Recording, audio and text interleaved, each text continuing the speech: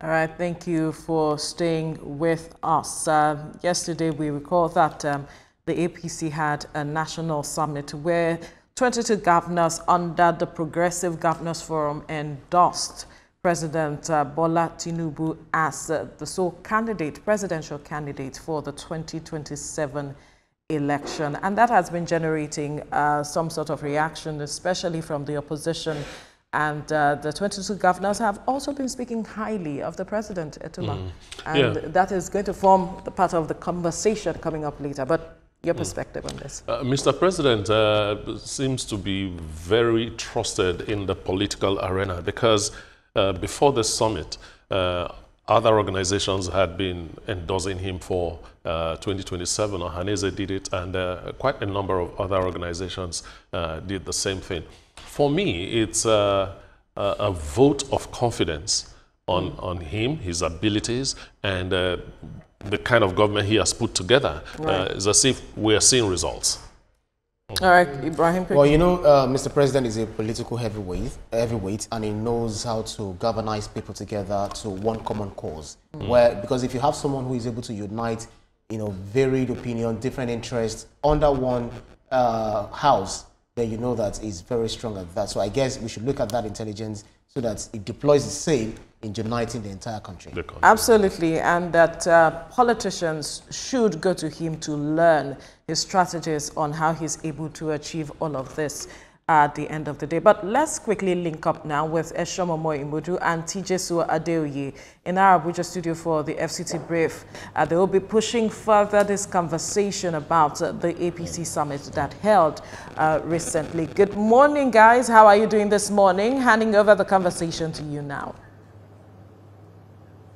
Good morning, Veronica. Thank God it's Friday, finally. Good morning, Nigeria. Thank God it's Friday. Well, the APC National Summit is in focus right now, and President Tinubu got endorsement. Just like our colleagues said over there, this is like, you know, a vote of confidence being passed on him by the governors, you know, the lawmakers, even the party's leadership. What is your reaction to this? Many would say that, you know, this is dismissing other intending qualified candidates too early. Do you think so? I think the party is just saying that, look, you've done well in the first 2 years, so we're endorsing midterm endorsement.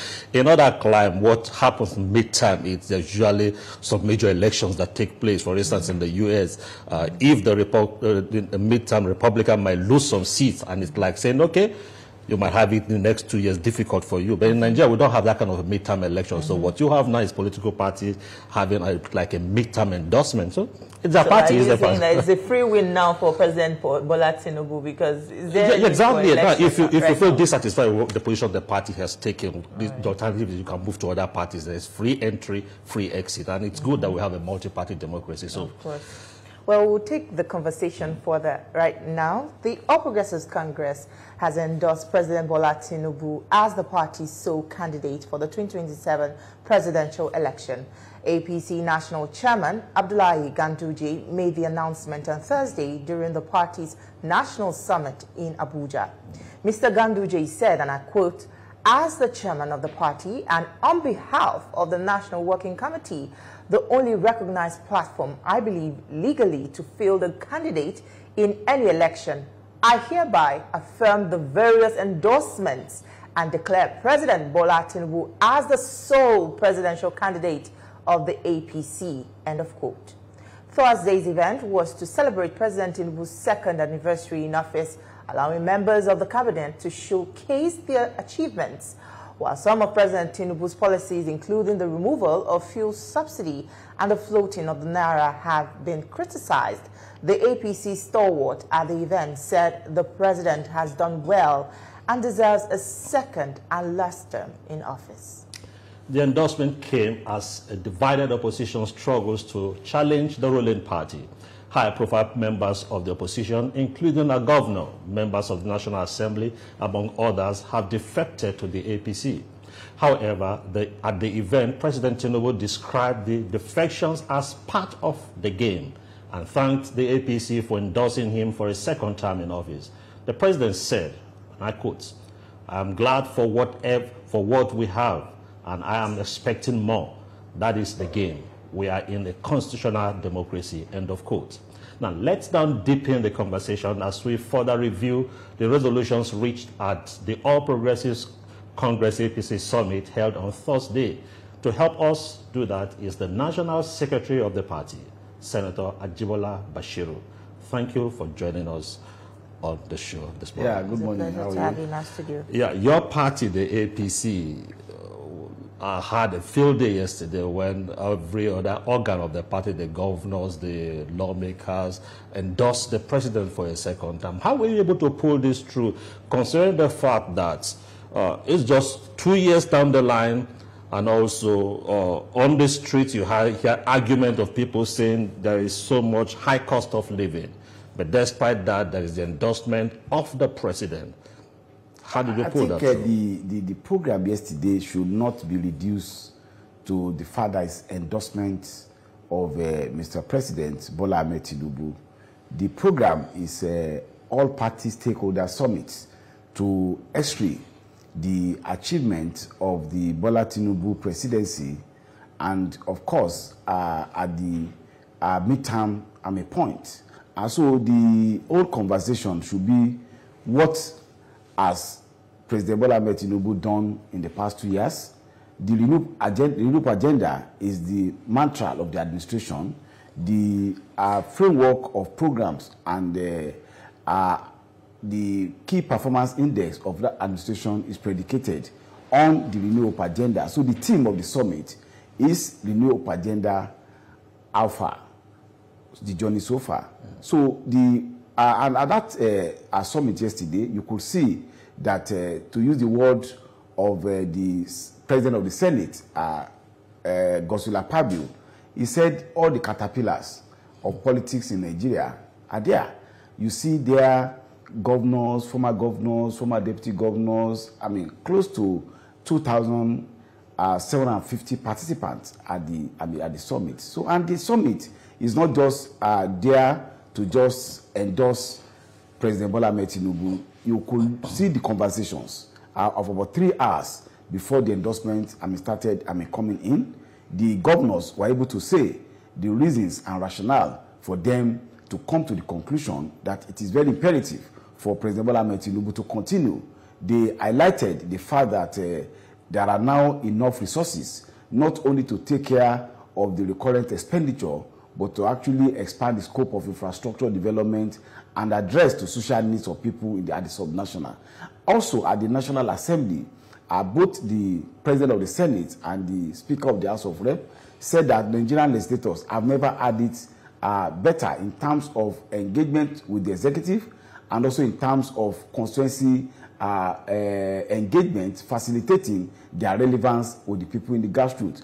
And of course, at the level of the party, we are also benefited to have somebody that has, to use the word of the chairman of the party, Dr. Abdullahi Umaru Ganduje, political sagacity to lead the party to continue, to coast, to have a kind of a wide spectrum of acceptance among the Nigerian people. And of course, you expect in a multi-party democracy, there will be criticisms. There are some that will have dissent. But of course, we use plurality system in Nigeria, and we used to have this aphorism that when you have 50% plus 1, not 51%, of course, you are good, as good in democracy. So for those who are naysayers, they can come up with different excuses. They can say so many things. But the truth is that in terms of the manifestations of the policies and programs of President Bola Ahmed Tinubu, Nigeria is becoming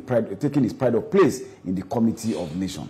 Mr. Bashiru, as much as you say that people should not reduce the summit to the endorsement of President Bola Tinubu, that seems to be what caught the interest of many and also, raised a lot of eyebrows. Some say, isn't it too early to shut the door on intending and qualified candidate that may want to contest in the 2027 election, and now you have endorsed President Bola Tinubu? Isn't this against the internal democracy that is being preached? I don't know. First and foremost, I have reservations about what they even call internal democracy.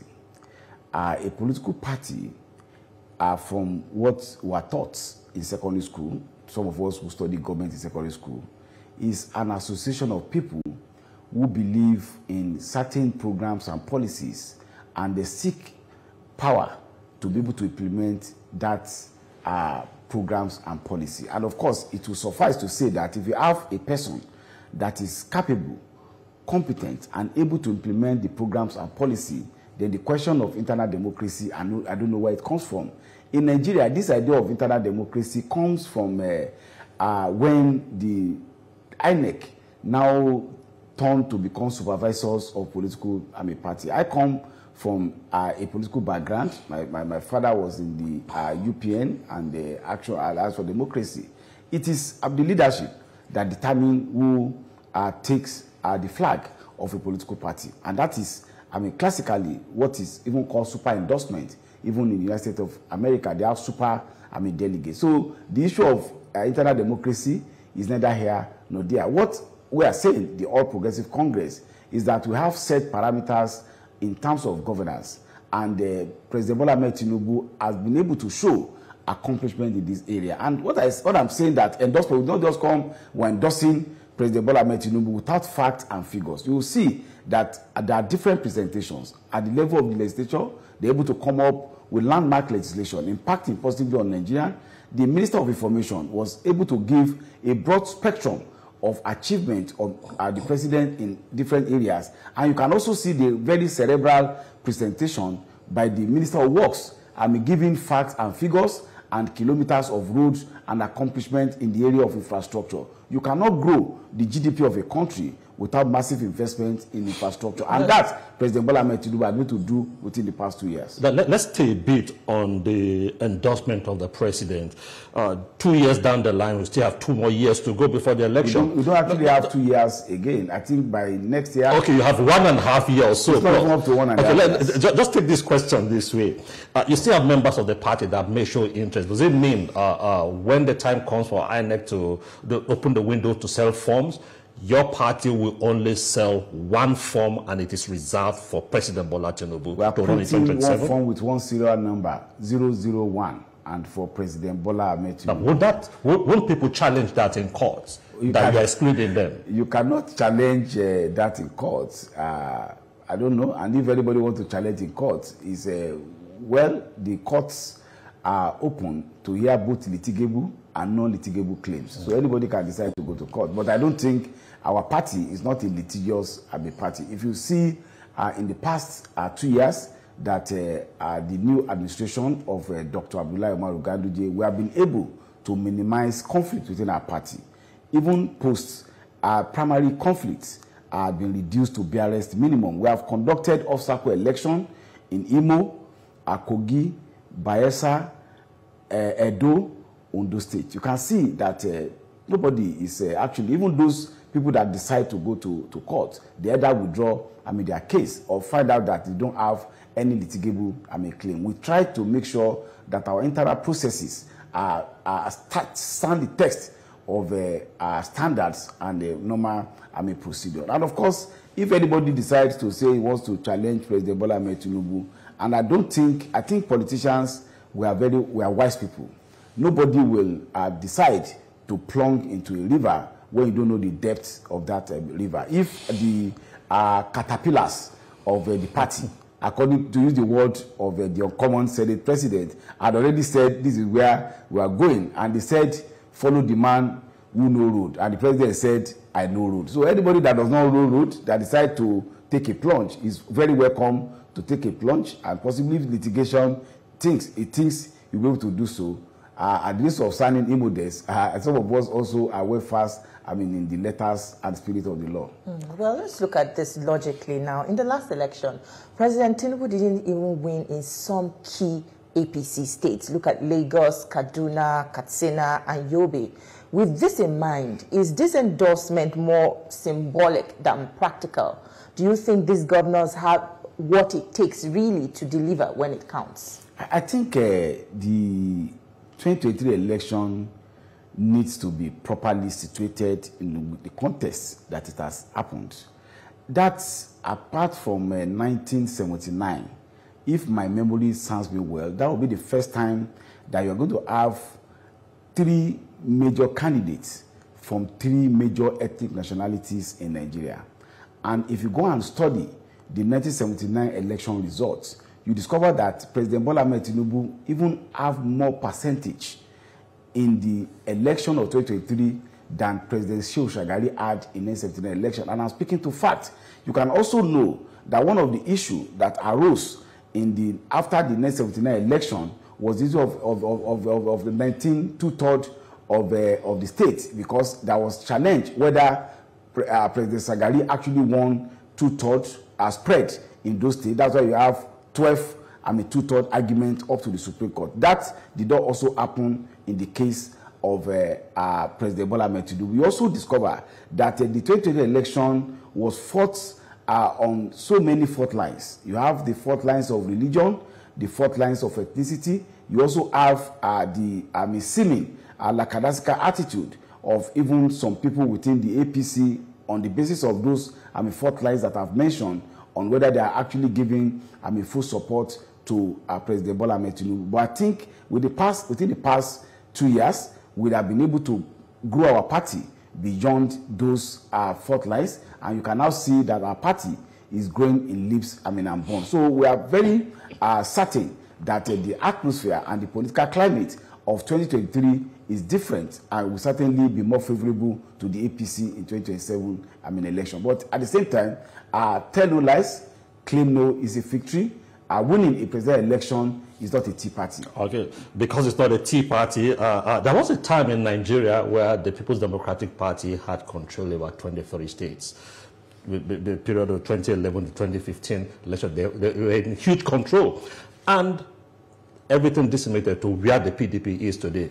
Now, what happened yesterday, is it an overconfidence? And is your party also conscious of the fact that, look, we've taken this decision, we endorse the president for a second time, but we must keep our acts together, and not so that your party will not go the way the PDP went when they were too confident that they were in huge control? I think the control of the PDP then was a dubious control. It was a control that was predicated on electoral haste and also lack of proper dispute resolution mechanism. And we also discover that PDP itself gets embroiled in what I call only attachment to personal ambition of certain individuals. Our political party has a way of looking at issues in a critical perspective. And just as I said in my Tea Party comments, we cannot say because we have endorsed Mr. President, we are resting on our oars. We concluded the summit yesterday. Of course, I'm also here trying to spotlight the achievement of the APC and the President. We are still going to go ahead.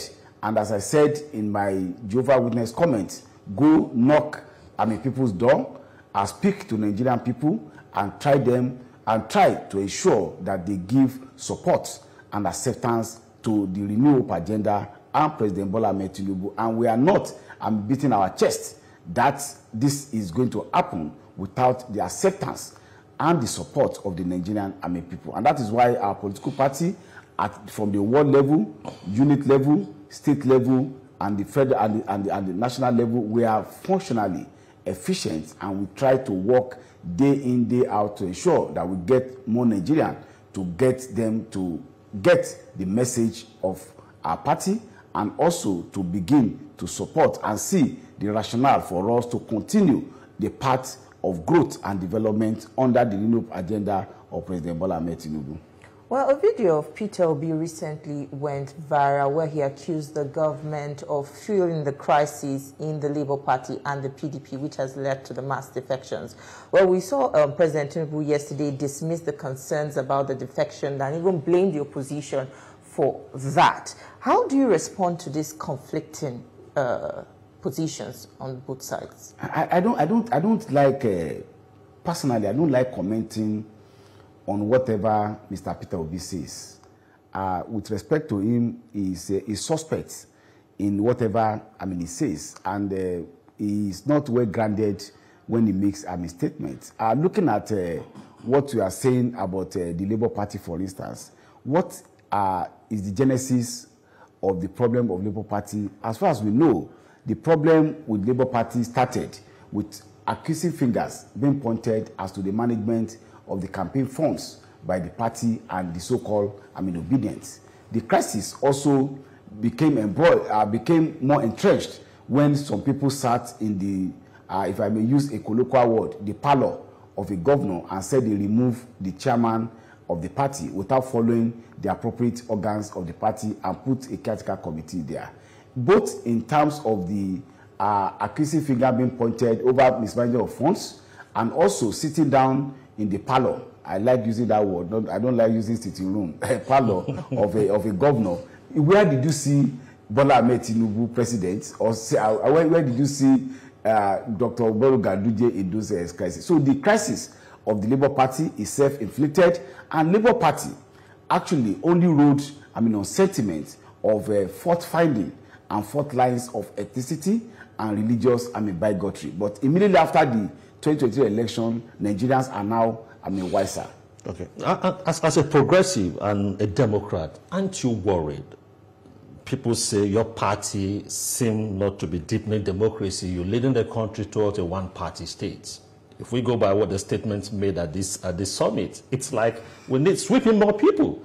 How will you feel if all the states collapse into the APC? Will you have just one party? I think it's also part of the lack of depth with respect of the so-called opposition. What is democracy? Democracy is putting up different platforms and then for the majority of the people to adopt and support that particular platform. One of the platforms for seeking power in Nigeria today recognized is the APC. Are you going to say the APC should rest on its ass, should go and sleep so that it will lose election in order to deepen and strengthen democracy? Are you going to say that if today we have 21 states, we should not carry ourselves to mobilize to get up all the 36 states and FCT in order to deepen democracy? Democracy is deepened by competition. And when you are doing competition, you must do all it takes for you to be competitive. The section 2221. The competition is not elimination. Competition may as well be elimination. There's nothing wrong about elimination in competition.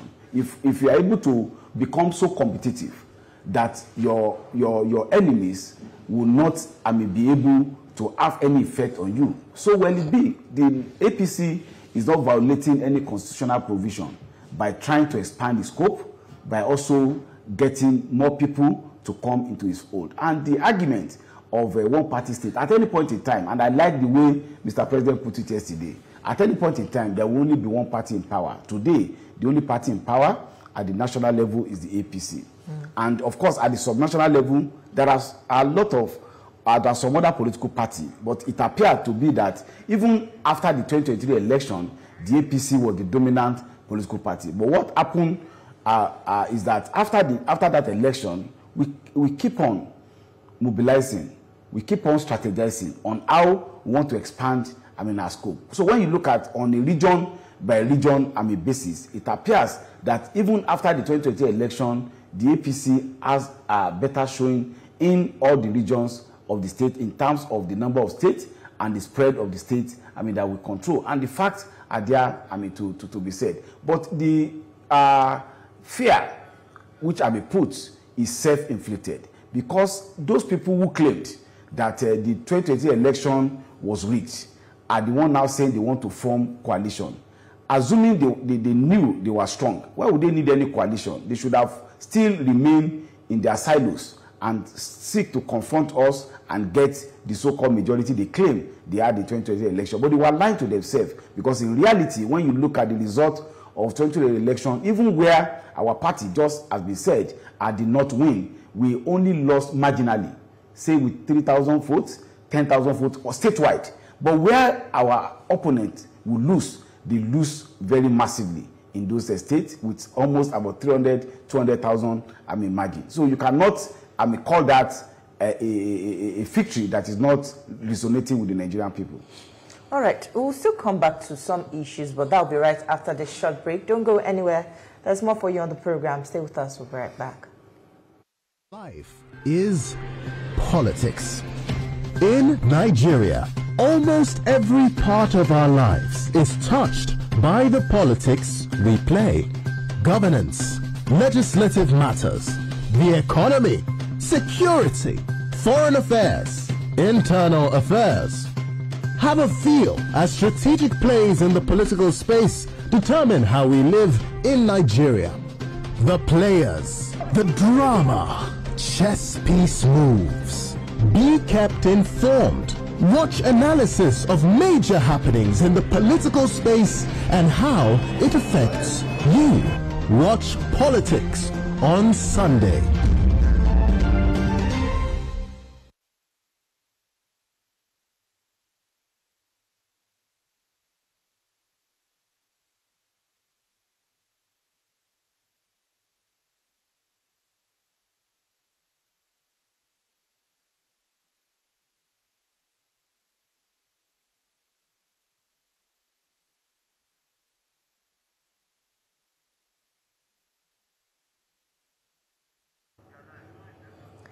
We're glad to have you back. You're still watching TVC Breakfast, and this is FCT Brief. We're still discussing the APC National Summit that held yesterday, and we still have with us in the studio the Secretary of the party, Senator Ajibola Bashiru, with us. Now, this endorsement for President Tinubu, was it strictly for him alone, or it also covers the Vice President Shatima? I think it was very clear what was said. All the endorsements mentioned President Bola Ahmed Tinubu, and of course, when you also discover that when conventions are done only for the flag bearer, then the question of who, deputize will come at the point of filling the form. I think that's the most I can say about that. So when you endorse, the principal, that is actually what is done at convention or primaries of political party. Well, let's take it a bit deeper.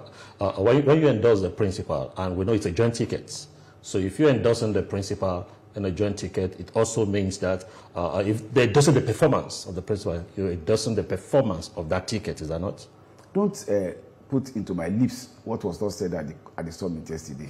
Okay. Now, let me ask another one. The governors, does it also mean that governors on that are flying the flag of the APC also have automatic tickets to run in their various states? I don't know whether you heard that yesterday. I didn't hear that. I'm just asking so that you I didn't hear that yesterday. I think you're a journalist and you only report what happened. What was said yesterday, both by the governor, by the National Assembly leadership and members, and also the party, was strictly about the national election, about the president. Well, let's take a look at President Tinubu's administration. President Tinubu has said that the early hardship that was felt at the early stage of his administration was caused by political enemies. Isn't that shifting blame and not taking responsibility? If you take a look at the impact, the direct impact of some of these policies like the fuel subsidy and all other reforms, shouldn't the government be taking full responsibility? No, I think you are, with respect, I think you may also be reading into what the president said, what he did not say.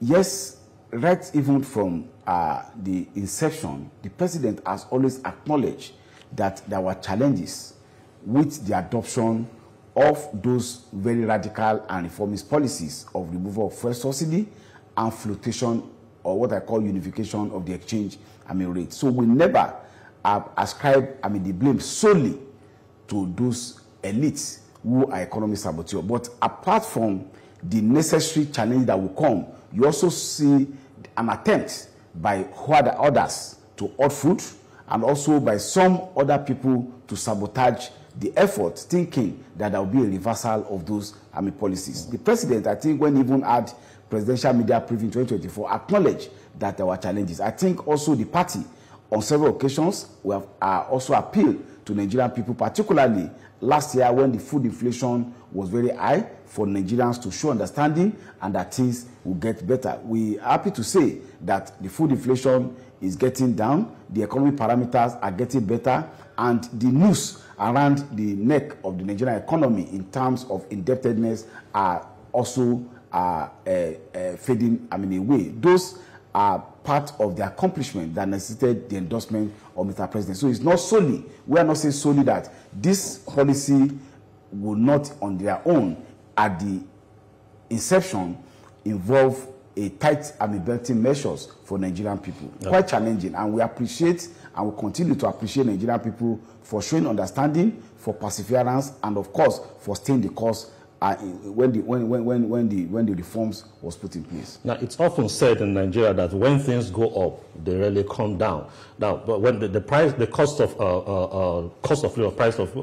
goods and services went up because of the removal of subsidy, but over time we've seen the cost of fuel dropped, but to some extent the drop in certain services had not reduced, probably because some Nigerians just feel that, look, the kind of profit I was making, I must still stick to it.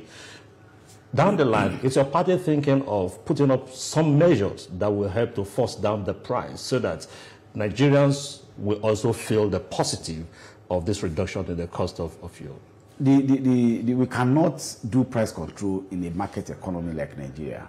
But of course, the forces of demand or supply will over time be able to intervene and ensuring those things come down. Of course, just you have given an example of the cost of fuel coming down.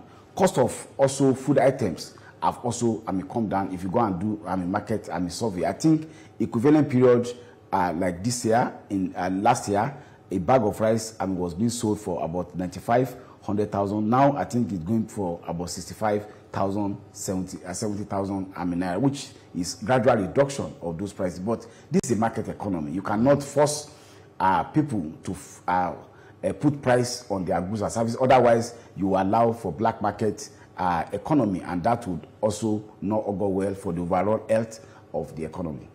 All right, Ajibola Bashiru, it was a pleasure speaking with you this morning. Very robust conversation, I must say. Thank you so much for your time with us on the program. Thank you for giving this opportunity to talk to Nigerian people. All right.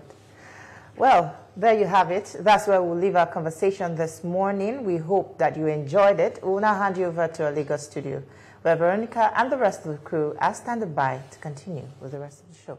All right, thank you, Eshomomo and Tijesu, for that conversation. You can now have your weekend and say, thank God it's Friday indeed. Enjoy your weekend, guys.